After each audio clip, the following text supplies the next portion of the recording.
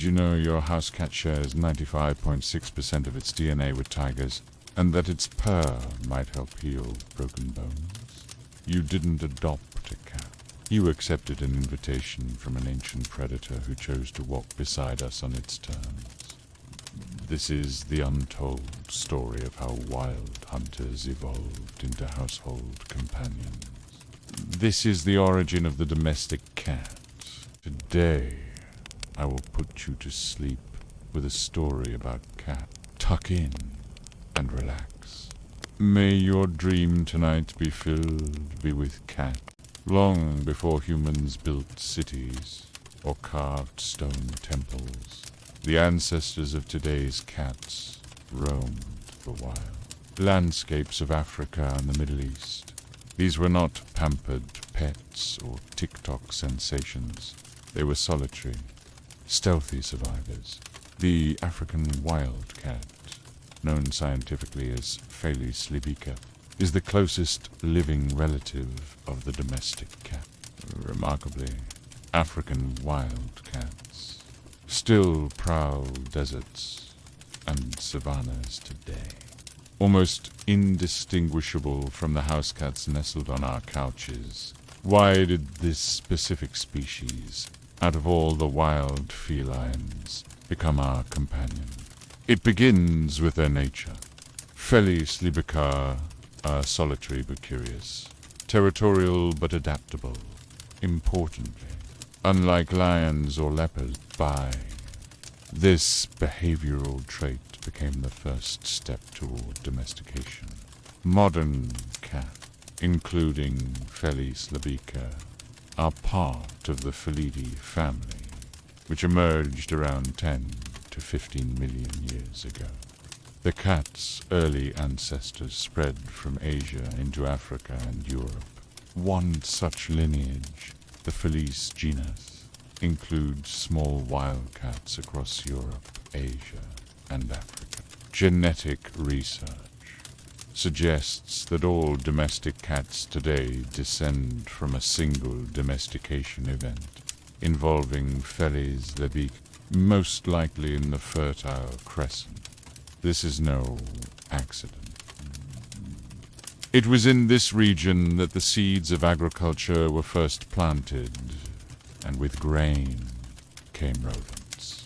As early human societies transitioned from nomadic lifestyles to permanent settlements, they began to store surplus grain.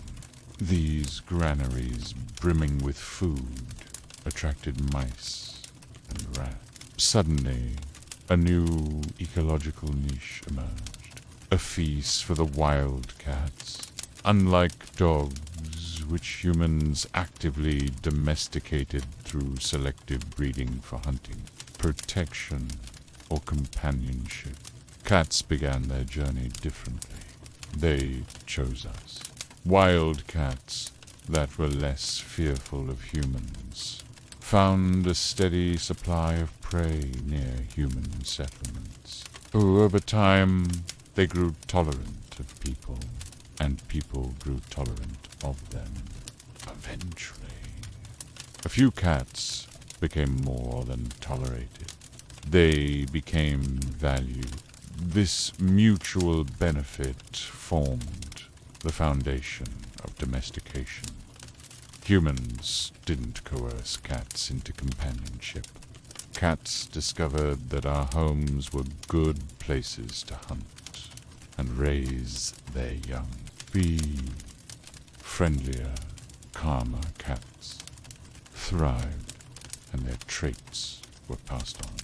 The earliest definitive archaeological evidence of this bond comes from the island of Cyprus. In 2004, researchers discovered a 9,500-year-old grave where a human and a cat had been buried side by side. Cats are not native to Cyprus, so they must have been brought there intentionally.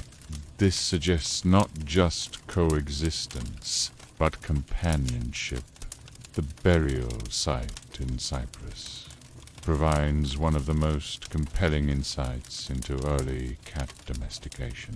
Not only does it show that cats were living in close association with humans, but it also hints at the emotional bond forming between species. Transporting an animal to an island implies a level of planning and care that goes beyond mere utility.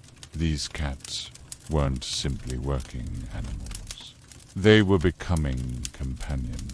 From this point onward, cats slowly spread with humans across trade routes, farms, and eventually cities. By 2000 BCE, cats had become fully woven into human culture, particularly in ancient Egypt. Here, the domestic cat reached divine status. The Egyptians revered cats for their poise, grace, and their unerring ability to control vermin. But their admiration ran far deeper. Cats were associated with the goddess Bastet, protector of the home, fertility, and motherhood. Bastet was often depicted as a lioness or a woman with the head of a domestic cat. Her cult was one of the most powerful in Egyptian religion. Killing a cat, even accidentally, was punishable by death. Families mourned cats deeply. Some cats were even mummified and buried with care, entombed alongside pharaohs and nobility. Egyptian trade and conquest helped spread domestic cats throughout the ancient world.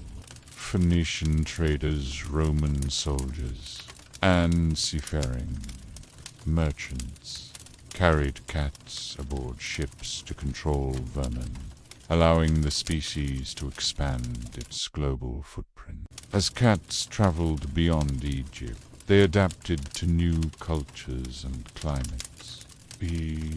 In ancient Rome, cats were appreciated not only as pest controllers, but also as symbols of liberty and domestic life. Romans admired their independence and often included them in household mosaics and art. In Greece, cats were less common. Initially, the Greeks preferred weasels as mouse catchers, but over time, cats gained favor. But the good times didn't last. During the Middle Ages in Europe, the status of cats changed drastically. Pagan beliefs associated cats, especially black ones, with witchcraft and misfortune. Cute. This superstition led to widespread persecution. Cats were killed en masse, often burned alongside women accused of witchcraft. It's ironic how the demonization of cats actually backfired on humans. With fewer cats around, rat populations soared, spreading diseases like the Black Death even more. Despite the fear and suspicion, many households continued to quietly keep cats. In rural villages and farms, cats remained a quiet ally, a stealthy, mysterious, and effective hunter.